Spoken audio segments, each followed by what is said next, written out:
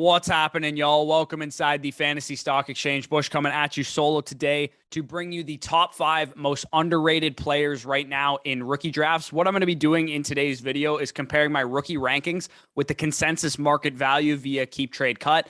And basically what these guys represent is the biggest differences between my own rankings and the market value in today's video. And in Thursday's video, I'll be talking about the most overrated players in rookie drafts. So if you guys enjoy this video at any point, as always, go down to the bottom and hit the like button. Comment any of your thoughts down below and subscribe to the channel if you are new. We are trying to get to 10,000 subscribers before the NFL draft. We're about 250 or so away. So if you haven't already done so, please hit the subscribe button. To get our full rankings plus tons more content, check out the Patreon. Link is in the description as well. And also make sure if you guys want our rankings as well, you can sign up and deposit using promo code FSE on Underdog Fantasy, and you'll get our rankings for free as a free gift for doing that as well. So without further ado, let's hit the intro.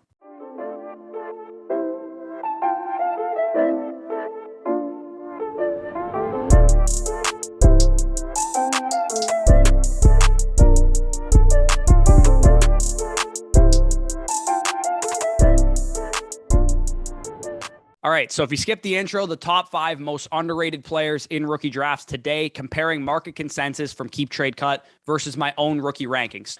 I've watched about 4 to 5 games of all 22, about 36 prospects in this draft. I've graded about 36 prospects so far. I plan to have about 40 to 45 done by April 28th. So today I'm going to be going from 5 to 1 as the most underrated prospects in rookie drafts right now. And today's video is only going to focus on prospects going in the first 2 rounds of ADP. I will be doing a top 5 sleepers video on Saturday. So that'll be talking about the guys that are going outside the, the top 2 rounds or so of ADP. But today is going to be only focused on underrated prospects within the top 24 overall players according to market value. And the first guy that we're going to talk about, number 5 most underrated player. I have this guy 4 spots higher than consensus right now. Justyn Ross, wide receiver from Clemson.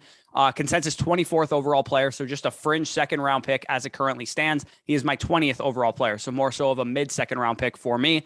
Since Justyn Ross didn't have a tail of the tape and the other 4 guys that I'm going to talk about did have tail of the tapes, I'm just going to give a quick backstory on Justyn Ross. If you guys don't know who he is or don't remember who he is, big physical, prototypical X receiver from Clemson, great hands, underrated yards after catch ability. The only problem with him and why he's going at 24th overall is that he didn't test very well. He ran a 4.64 at his pro day.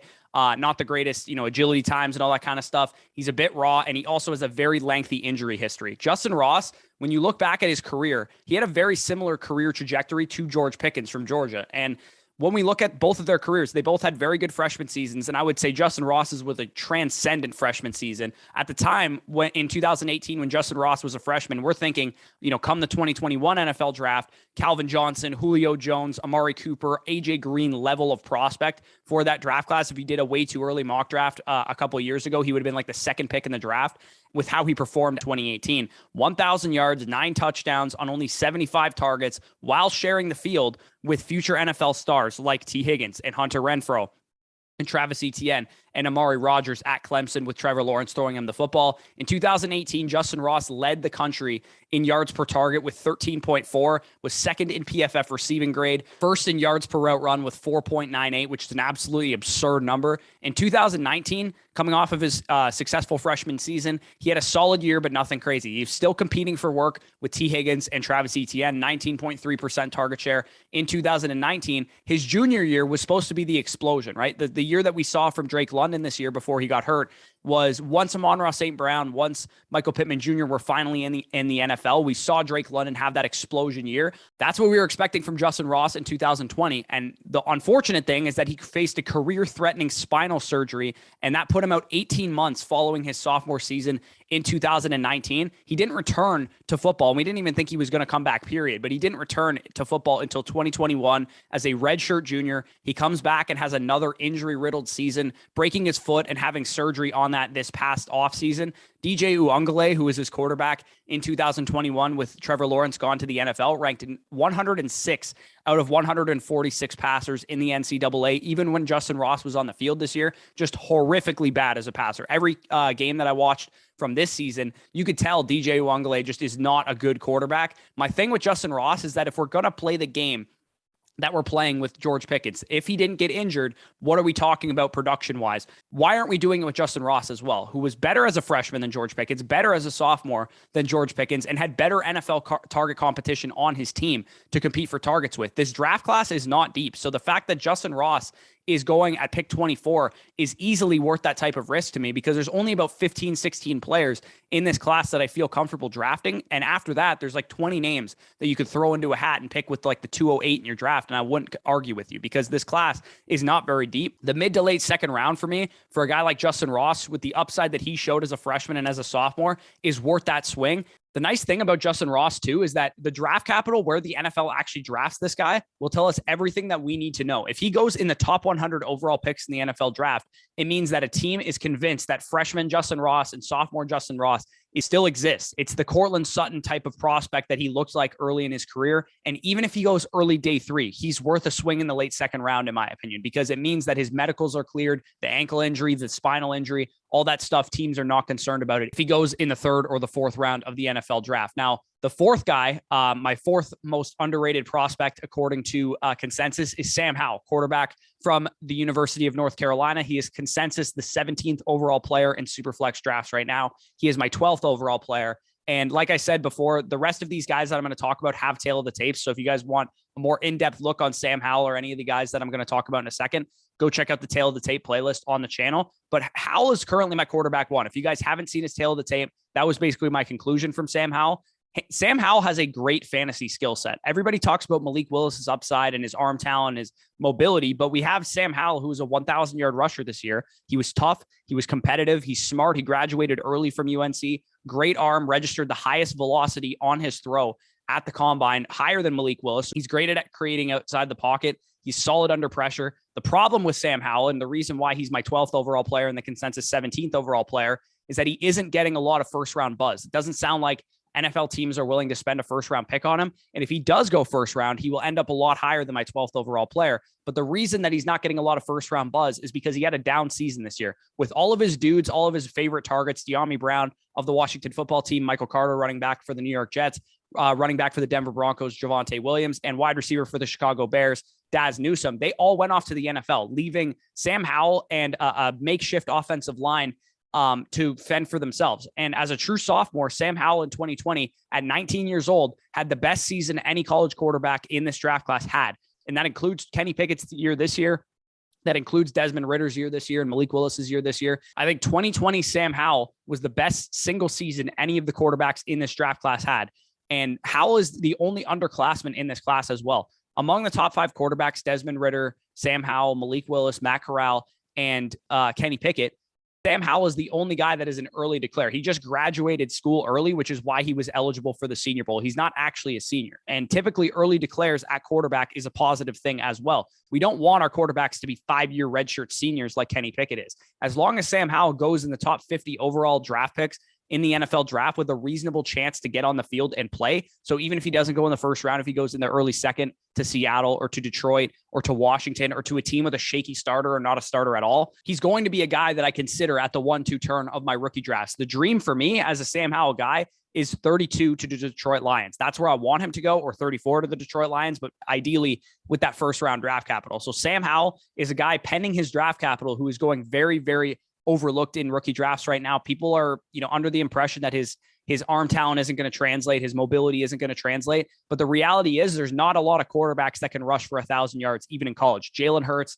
Kyler Murray, Lamar Jackson, Deshaun Watson, Malik Willis. This is the company that he's in. They don't have, random Baker Mayfield caliber rushers rushing for 1,000 yards in college. That is what Sam Howell can bring to the table. Now, let's get on to the 3rd most underrated prospect in this draft. And all of these guys are technically the same amount of spots ahead of consensus as each other, 3-1. But this guy is ranked the lowest of those guys, and the first guy is ranked the highest of those guys. So I went in that order. So David Bell, wide receiver from Purdue. He's the consensus 20th overall player in Superflex rookie drafts right now, my 14th overall player. And the concerns for David Bell are quite simple. He isn't a great athlete. Everybody knows this about David Bell right now. He tested like me after 4 to 5 bowls of soup and a mini keg, but what he is good at is playing wide receiver. There is literally zero correlation between elite athletes and 40 times at wide receiver, but there's a lot of correlation between target share and breakout age and separation ability, good film, hands, yards after catch, everything that David Bell brings to the table and he has to offer is a great profile and good film, which is what actually matters at wide receiver. Athleticism doesn't actually mean anything at this position. Nearly a 30% target share and over 100 receiving yards per game the last 2 seasons at Purdue. And that included with Rondale Moore being on the field for part of that time until he went off to the NFL in last year's draft. And this is what this kid did to rank teams this year while playing for Purdue.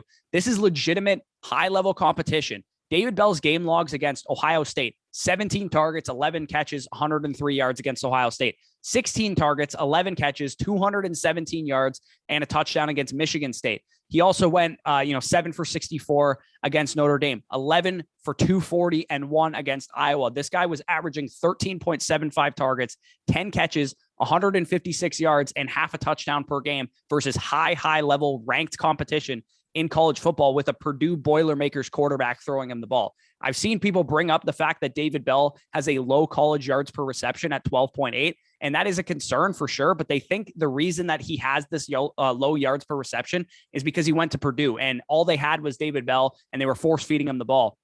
But that only applies if you're getting screens and design touches all game long like Rondale Moore was and like Laviska Shenault was at Colorado. David Bell just didn't generate a ton of explosive plays because that's not his game. The reason his yards per reception is low is because his route tree was mostly short chain moving type of plays. So he's catching a 10-yard out and getting the first down, which is 10 yards per reception, but he's not making a whole lot happen after the catch because he wasn't a downfield wide receiver. He's a possession receiver that could be a PPR monster for fantasy purposes. Would it be ideal if he was a great athlete and a 3-level threat? Of course, but that is why he's my wide receiver 8 in this class and not my wide receiver 1 in this class or my wide receiver 2 in this class. If you're telling me that I can get a 21-year-old version of Jarvis Landry, because Jarvis Landry tested even worse than David Bell in the mid-second round of my rookie drafts, I'm doing it. This is exactly how I felt about Amon-Ra St. Brown last year, who obviously was a great pick if you picked him there. People were down on Amon-Ra St. Brown because he doesn't have superstar upside. He doesn't have Jamar Chase upside, or even in last year's class, Rondale Moore, Terrace Marshall upside that people were going to cling to. What he did have is great production. He was very, very good in college and he had great film. He just didn't have the superstar quality that people are always swinging for. Swinging for upside can get you into trouble if you're going to take upside over proven guys like David Bell. As long as David Bell goes in the top 3 rounds of the NFL draft, I'm going to be in on him ahead of his current ADP of a mid to late second rounder. I'm going to be picking him at 14th overall, where I have him currently ranked. Early second round, early to mid at latest if he goes in the 3rd round of the NFL draft. Now, number 2 is another wide receiver, and number 1 is also a wide receiver. Skyy Moore, 6 spots higher on consensus IM than Keep Trade Cut. They have him at 16th overall. I have him at 10th overall. Western Michigan, Skyy Moore, again, also had a tail of the tape if you want to check that out for a more in-depth look at Skyy Moore. But Skyy Moore is currently my wide receiver 7, and he is my 10th overall player because he has a defined skill set that NFL teams are going to covet. He's going to be a locked and loaded top 50 pick in the NFL draft come April 28th. Keep Trade Cut has questionable quarterback prospects over him as it currently stands. And the tough thing about this draft class is that we have to try our best to say it is what it is. This quarterback class, this running back class just isn't that good. We have to face reality. People are going to take, outside of Malik Willis and maybe Sam Howell if he gets the draft capital, questionable quarterback prospects over much better prospects at wide receiver. The strength of this class is wide receivers. The quarterbacks, the running backs, the tight ends aren't good. Last year, we had no problems taking guys like Trevor Lawrence and Justin Fields and others over potentially better prospects at running back and wide receiver because those quarterbacks were great prospects. These quarterbacks in this draft class are not great prospects. Desmond Ridder, Kenny Pickett, Matt Corral, some of these dudes, they're not better quarterback prospects than Skyy Moore is a wide receiver prospect. And we're going to make an exclusive Patreon video after the draft telling you guys how exactly we would be attacking your rookie draft at each draft slot and the overall strategy for 2022 rookie drafts in general. But specifically, here's a sneak peek. If you're on the board at 111, at 112, at 201, whatever the case is, and Kenny Pickett or Desmond Ridder get 1st round draft capital or early 2nd round draft capital, and Skyy Moore went in the early 2nd round of the NFL draft as well, sell that idea of the lackluster quarterback prospect to your league mate that's worrying about filling out his starting lineup in May. Sell the idea that he needs a 3rd quarterback or you don't need this quarterback because you already have 3, and just trade down and take the better prospect of Skyy Moore, who I would take straight up over that quarterback. But because that quarterback has high positional value, you could sell that idea to your league mate. So simply on the fact of Skyy Moore, he is underrated by the fact that people are forcing more important positions like running back and quarterback ahead of him, who are far inferior prospects to what Skyy Moore represents. We're talking about a locked and loaded Z or slot wide receiver at the next level. So I'll take the way safer bet and a solid ceiling in Skyy Moore as opposed to the 5% chance that Desmond Ridder or Kenny Pickett becomes a QB1 in fantasy, because I just don't think it's likely to happen. It's way more likely that Desmond Ridder and Kenny Pickett become Daniel Jones or Sam Darnold or a middling quarterback 2 who's only valuable because he's a starting quarterback, not because he's actually good or because he actually provides a whole lot of fantasy value for you in Dynasty. So as you guys can see, the reason I like Skyy Moore so much is because he's a great prospect and he has great film. Success by route, according to Matt Harmon, who we're going to have, we're actually recording with tonight. That video should be live for you on Wednesday. So tomorrow, Skyy Moore is a guy that doesn't run a huge, array of downfield routes, but when he did run routes, he was winning a lot of the time. 86th percentile success rate against man coverage, 97th percentile against zone coverage, 91st percentile against press. Take advantage of your league mates overvaluing bad quarterback and running back prospects and snag a guy like Skyy Moore at the end of the first, early second round of your rookie drafts because he's going way underrated as it currently stands. Now, the number one most underrated prospect in rookie drafts is Penn State wide receiver Jahan Dotson. Consensus 14th overall player, according to Keep Trade Cut. He is my 8th overall player in rookie drafts currently as it stands. The NFL is much more friendly to undersized number one wide receivers than they used to be. Jalen Waddle, Tyreek Hill, Deontay Johnson, Elijah Moore are all in the top 15 of dynasty wide receivers right now, and they are undersized. And some of them are even smaller than Jahan Dotson. Even Justin Jefferson, Jamar Chase, Stephon Diggs, CeeDee Lamb, they're not the prototype 6'3", 220-pound number one. So we have more than half of the top 15 dynasty wide receivers right now that aren't 6'3", 220 pounds. You can be what's called a dynamic beta, according to our buddy Ron Stewart, at the wide receiver position and still be a number one wide receiver. Jahan Dotson has a complete skill set. He's an elite separator, phenomenal hands, yards after catch ability, downfield ability, versatility, toughness, production, probable first round draft capital. He has everything that you could ask for out of a wide receiver prospect. The only questions about him are his size, maybe how strong he is, and the fact that he's a senior. And according to Matt Harmon, 96th percentile win rate against zone coverage. That is an elite number. It's how he's going to succeed at the next level as a possession receiver, PPR monster, target hog that we love in fantasy football. 96th percentile is precisely the same win rate against zone coverage that Deontay Johnson had in 2020 before his breakout season this year. It's actually better than my comparison for Jahan Dotson, who is Elijah Moore, had coming out of the draft last year as well.